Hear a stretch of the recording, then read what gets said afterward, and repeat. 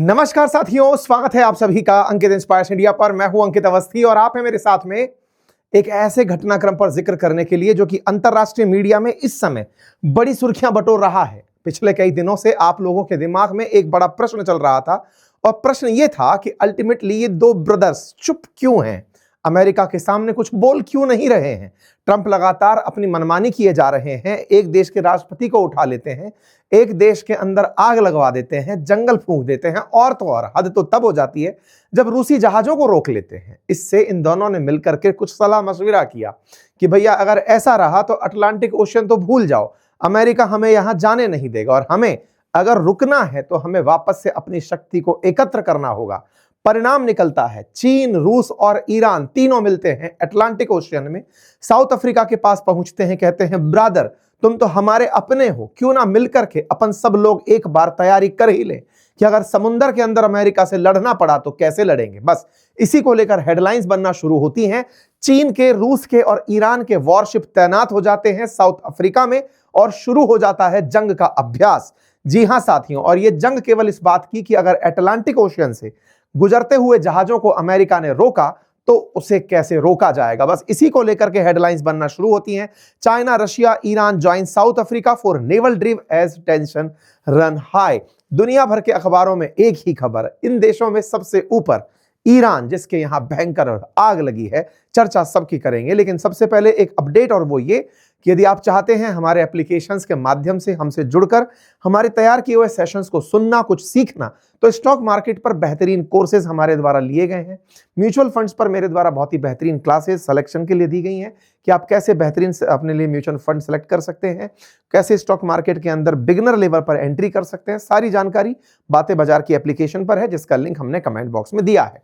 Headline है साथियों कि चीन, रशिया और ईरान के वॉरशिप इस समय साउथ अफ्रीका के अंदर एक हफ्ते की नेवल ड्रिल के लिए इकट्ठा हो गए हैं और उद्देश्य है scissor of several oil tankers जो वेनेजुएला के हाल हुए उनको रोकने के लिए, safeguard vital shipping lens and economic activities. ये पूरे ऑपरेशंस जिस वजह से हो रहे हैं उनके केंद्र में केवल यह है कि भैया जिस तरह से इस रास्ते में हाल ही में हमारे जहाज रोके गए उनसे हमें निकलना होगा, बचना होगा। आपको याद तो होगा ही, मैंने पिछले सेशन में ही आपको बताया है, इसी चैनल पर आपको बताया है कि कैसे एक ईरान के पास से चले हुए जहाज को अमेरिका ने वेनेजुएला जाने से पहले रोका, जिसका नाम बेला वन था। फिर ये यहां जाने से बच करके निकलने लगा और जब यहां पर पहुंचा एक रूसी जहाज तो अमेरिकियों ने उस रूसी जहाज को पकड़ लिया। हमने कल के सेशन में आपको बताया था इससे रूस और अमेरिका के बीच तनातनी बढ़ गई थी, क्योंकि यहां पर रूस ने उसे अपना जहाज क्लेम किया और यूएस ने उसे वेनेजुएला की शैडो फ्लीट कहकर रोक लिया। मेरे प्यारे साथियों, जहाज सबका होता है, हाई सी में सभी देश अपने जहाज लेकर चल सकते हैं। पानी सबका होता है, माफी चाहूंगा, जहाज सबका नहीं, पानी सबका होता है, हाई सी सबका होता है और उसमें सभी देश अपने जहाज लेकर चल सकते हैं। ऐसे में जब रूसी जहाज को अमेरिका ने यह कहकर रोक लिया कि ये तो वेनेजुएला के नाम पर चल रहा था, हमारे सामने झूठ बोल करके निकल रहा था, इससे इस जगह पर टेंशन बढ़ने लगी। हालात इतने बिगड़े कि रूस की सबमरीन तक यहां तक पहुंच गई, डेस्ट्रॉयर खड़े हो गए। लगने लगा कि अमेरिका और रूस एक दूसरे के आमने सामने युद्ध के स्तर पर हो जाएंगे, लेकिन फिर भी रूस की समझदारी से एक बड़ा हमला रुक गया। लेकिन ट्रंप यहां रुकने वाले नहीं हैं, वो लगातार दुनिया भर में दिक्कतें खड़ी कर रहे हैं। ताजा दिक्कत उन्होंने ईरान में खड़ी की है। ईरान में जबरदस्त प्रोटेस्ट चल रहे हैं, यहां पर जो खमने की सरकार है उसको उखाड़ फेंकने की पूरी तैयारी चल रही है। ऐसे में ईरान और जितने भी प्रताड़ित देश हैं अमेरिका से, उन्होंने लगभग एका करने का सोच लिया है, ऐसा लग रहा है। रशिया, चाइना, साउथ अफ्रीका और ईरान, ये चारों देश मिलते हैं अटलांटिक ओशियन के इस किनारे पर, क्योंकि यहां से इन्हें वेनेजुएला बिल्कुल नजदीक दिखता है। बोले एक बार अपन इस जगह पर आइए और अभ्यास कर लेते हैं। यही हुआ। साउथ अफ्रीका के केप टाउन के पास इन सब ने अपनी अपनी नेवीज को इकट्ठा किया। इस अटलांटिक ओशियन में इन्होंने अभ्यास शुरू किया कि यदि अमेरिका ऐसा करेगा तो हम लोग क्या कर सकते हैं। आपको मैं बता दूं कि दुनिया में जो सबसे ज्यादा चीन के साथ रूट यूज में होता है यूरोप का, या तो वो स्वेज कैनाल के थ्रू होता है, यानी कि अटलांटिक सी से होता हुआ जिब्राल्टर स्ट्रेट, मेडिटेरेनियन सी, स्वेज कैनाल, और फिर यहां से बाबे मंडल होते हुए या तो इंडियन ओशन के थ्रू होते हुए मलक्का स्ट्रेट से होता है, या फिर यहां से अटलांटिक ओशन से होता हुआ South Atlantic Ocean, Cape of Good Hope होते हुए इंडियन ओशन से होते हुए मलक्का स्ट्रेट और फिर चाइना। इन सभी ट्रेड रूट्स में से जब ये रूट बाधित होता है तो सबसे ज्यादा केप ऑफ गुड होप वाला होता है। अंग्रेज भी जब सबसे पहले भारत आए थे तो वो जिस रूट के थ्रू भारत पहुंचे थे, या भारत को जिस रूट के थ्रू उन्होंने मतलब ट्रैक किया था, वो यही केप ऑफ गुड होप था। दुनिया भर के यूरोपियंस इंडिया की तरफ जब आए या एशिया की तरफ जब आए तो केप ऑफ गुड होप होते हुए ही आए थे। इसी रास्ते के आसपास यहीं पर अब तैयारी चल रही है। अटलांटिक ओशियन के अंदर रूस, चाइना, साउथ अफ्रीका और ईरान के नेवल जहाज यहां पर आकर खड़े हो गए हैं। केप टाउन के अंदर सैमोइन टाउन करके एक जगह है, वहां पर एक अभ्यास किया जा रहा है और उसका नाम रखा गया है विल फॉर पीस 2026। और यह पहली बार है जब ब्रिक्स प्लस नेशंस आपस में इकट्ठे हुए हैं। ये ब्रिक्स प्लस नेशंस क्या हैं, मैं ये भी बता देता हूं।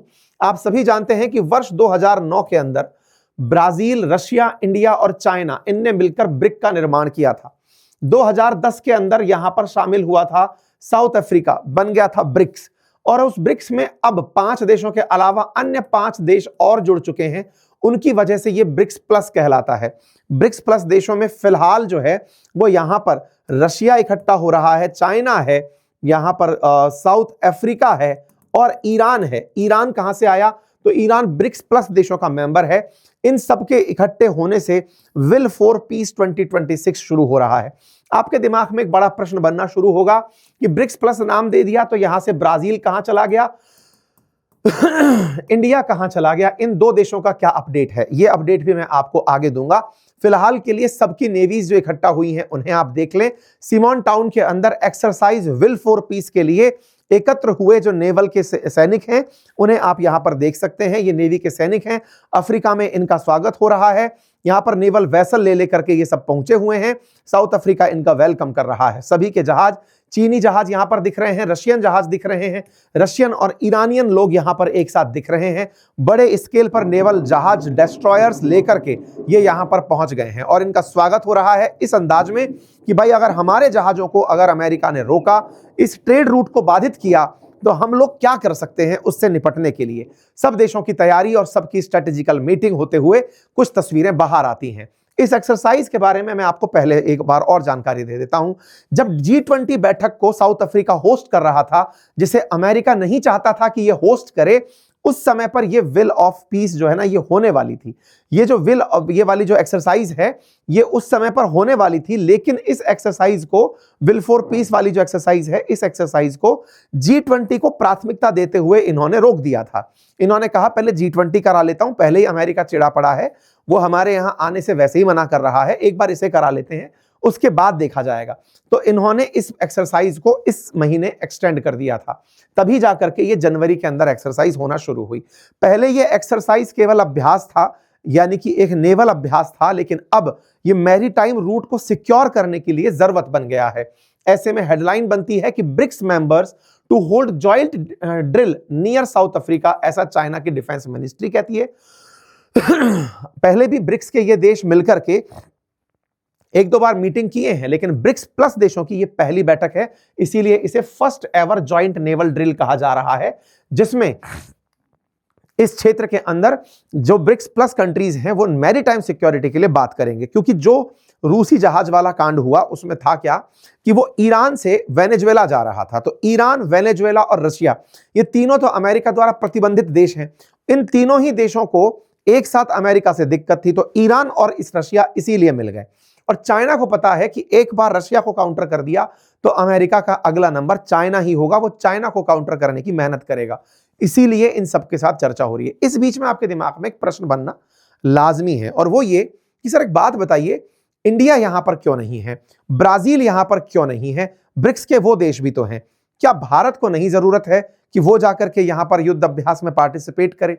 देखिए पॉइंट तो एकदम आपका सही है, लेकिन आप अगर इस लाइन को ध्यान से पढ़ें जो स्पुतनिक लिख रहा है कि ये ब्रिक्स प्लस देशों का फर्स्ट एवर नेवल ड्रिल है।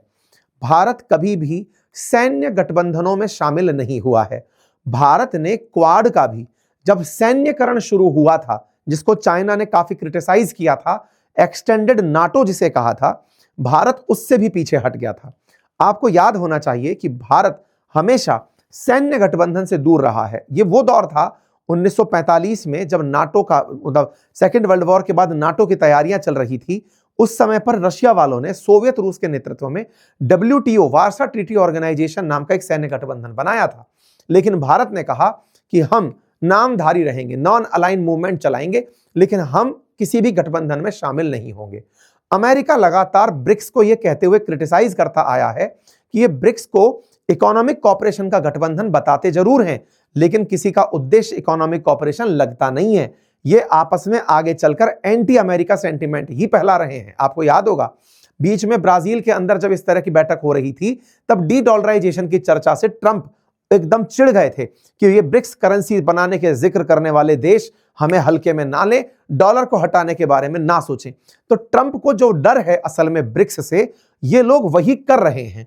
ये असल में सब मिलकर के ट्रंप के खिलाफ कहिए या अमेरिका के खिलाफ कहिए, सैन्य गठबंधन बना रहे हैं। भारत इस सैन्य गठबंधन में शामिल नहीं है। ये भारत की तरफ से कोई स्टेटमेंट नहीं है, लेकिन ये भारत का हमेशा से विश्व को लेकर रुख रहा है। वो सैन्य अभ्यास जरूर करता है, लेकिन जब वो किसी देश के खिलाफ हो रहा हो या किसी एक्टिविटी के खिलाफ हो रहा हो या किसी ऑर्गेनाइजेशन के नाम पर हो रहा हो, तो सामान्यतया वो उससे बचता है। मैं आपको याद दिला दूं कि जो ब्रिक्स है वो बनाया इकोनॉमिक कॉपरेशन के लिए गया था। वर्तमान में इसके अंदर 10 से अधिक सदस्य हैं। 11वां जो मेंबर सऊदी अरब है, वो अमेरिका के डर से ज्वाइन तो कर लिया, लेकिन सदस्यता के अंदर अपनी परमिशन नहीं दिया है, तो वो अटका पटका चल रहा है। अर्जेंटीना मना कर दिया है। कुल मिलाकर के ब्रिक्स के हाल वैसे भी ट्रंप के सामने कमजोर पड़े हुए हैं। ये इकट्ठा होकर ना तो डॉलर के मुकाबले कोई करेंसी लाने की हिम्मत कर पाए और ना ही ये सैन्य गठबंधन के अंदर कोई बड़ी स्ट्रेंथ रख पाए। लेकिन अब क्या करें, जब इनको तेल बेचना ही है, ईरान के पास तेल है, रूस के पास तेल है और चाइना को एक्सपोर्ट करना है। इन सभी देशों की जरूरतें समुद्र के अंदर बहुत ज्यादा हैं। इन्हें पता है कि अगर हम अपने हकों के लिए नहीं लड़े तो एक दिन अमेरिका इनको घर से बाहर निकलने का भी टोल वसूलेगा। ऐसे में इनकी मजबूरी बन गई है कि ये इस अभ्यास को कर रहे हैं। कुल मिलाकर के ये ब्रिक्स कंट्री ट्रंप के खिलाफ कहिए या अमेरिका के खिलाफ बचने की तैयारी कर रही है। ऐसे में क्या पुतिन वाकई में ट्रंप के खिलाफ इस मोर्चे में कामयाब होंगे? क्या वो वाकई में ट्रंप को जिस तरह यूक्रेन के सामने अभी तक नहीं अपने आप को पीछे हटवाए, क्या वो ऐसे अपने आप को बचा पाएंगे? तो देखिए सवाल हमेशा बना रहेगा, क्योंकि मादुरो की गिरफ्तारी होना रूस के ऊपर एक बड़ा सवाल था। मादुरो का वेनेजुएला से उठकर चले जाना, वेनेजुएला इस उम्मीद में था कि रूस उसे बचाने आएगा, अमेरिका के खिलाफ कोई एक्शन लेगा, क्योंकि मादुरो ने कुछ समय पहले ही रूस के साथ स्ट्रेटेजिक टाई की थी। बकायदा उसकी हेडलाइन सजी थी, लिखा गया था कि अगर रूस मतलब वेनेजुएला में कोई भी एक्शन होता है तो रूस वेनेजुएला के साथ खड़ा रहेगा, लेकिन ऐसा कुछ नहीं हुआ। इतना ही नहीं, अमेरिका ने दुनिया के सामने से रूस का डर निकालने के लिए उसके जहाज को कैप्चर कर लिया और जहाज कैप्चर करके ये दिखा दिया कि मादुरो के साथ ना चीन खड़ा हो पाया था, ना रूस के साथ खड़ा हो पाया था। इस तरह से मादुरो को अकेला छोड़कर उसने दुनिया के सामने से चीन और रूस का डर निकाल दिया। और अब जब वो ईरान के अंदर सत्ता परिवर्तन की लहर चलाया हुआ है, उस समय रहा सहा जो और डर है कि भाई ईरान कुछ कर सकता है, ईरान आतंकवादी हमले करवा देगा, वो सब खत्म कर रहा है। अमेरिका अपनी सुप्रीमेसी को बढ़ावा देने के लिए जिस तरह से खमेनी के खिलाफ ईरान में प्रदर्शनों को हवा दे रहा है, उससे ये प्रतीत होता है कि वो ईरान के अंदर भी जल्द सत्ता परिवर्तन करा देगा। हालात बहुत बद से बदतर होते जा रहे हैं। ट्रंप ने ईरान के अंदर लोगों को धमका दिया है, कहा है कि अगर कुछ भी किया तो मैं सैन्य कार्रवाई कर दूंगा अगर जनता के खिलाफ कोई भी एक्शन लिया। अब सवाल ये बनता है फिर साउथ अफ्रीका में ऐसा क्या मतलब वो आ गया, दम आ गया कि वो कह रहा है कि मैं नेवल अभ्यास में एंट्री करूंगा। देखो साउथ अफ्रीका को पता है कि ईरान में सत्ता परिवर्तन होते ही अमेरिका का अगला निशाना, देखो ग्रीनलैंड ले लिया, ग्रीनलैंड के बाद में ईरान, गाजा तो जा चुका है, मतलब समझिए गाजा अब अमेरिका का हो चुका है, इधर की तरफ ग्रीनलैंड जो है वो अब हो ही जाएगा। ईरान में सत्ता परिवर्तन 10-15 दिन के अंदर हो जाना है। मतलब जिस तरह से ट्रंप की गति चल रही है मैं उस हिसाब से बात कर रहा हूं। उसके बाद उनके विरोधियों में नंबर जो है ना वो या तो इनका है या लूला का है। तो भाई साहब रामफोसा को डर ये है, क्योंकि रामफोसा को आपको याद होगा ट्रंप ने बिठा करके बहुत बेइज्जत किया था अपने व्हाइट हाउस में, बिठा करके उसको बताया था कि तुम किस तरह से गोरों के साथ बदतमीजी करते हो, अंग्रेजों के साथ बदतमीजी कर रहे हो। इसके लिए इन्हें बहुत ही ज्यादा भला बुरा कहा गया था अमेरिकी ऑफिस में बिठा करके। हमने इस पर कहा भी था व्हाइट हाउस में जेलेंस्की 2.0 करके हमने एक सेशन भी किया था। और ट्रंप इसी कारण से जब ब्राजील इसने साउथ अफ्रीका ने अपने यहां पर G20 की बैठक बुलाई तो ट्रंप आए ही नहीं। और तो और इस साल मतलब 2026 में G20 अमेरिका में होने वाला है, तो इस साल साउथ अफ्रीका को वो नहीं बुलाएंगे, ये अनाउंस कर चुके हैं। लेकिन G20 को साउथ अफ्रीका अरेंज करा के ट्रंप को बायकॉट करवा दिया था कि G20 में भी लोग ट्रंप को नहीं चाहते। लेकिन ट्रंप तो ट्रंप है, ट्रंप अपने दम पर अब अगला जो एक्शन ले सकते हैं अंतरराष्ट्रीय बेइज्जती का, वो साउथ अफ्रीका से है। इसी वजह से साउथ अफ्रीका के साथ मुसीबत क्या फंसी है कि वो जानबूझकर जल्दी से साथ आ रहा है रशिया चाइना के, क्योंकि हम सब मिल गए तो सुरक्षित रहेंगे, अगर अकेले रह गए तो दिक्कत हो जाएगी। तो भैया हम दोनों का क्या है? देखो, इंडिया के केस में तो बहुत ही विकट स्थिति है।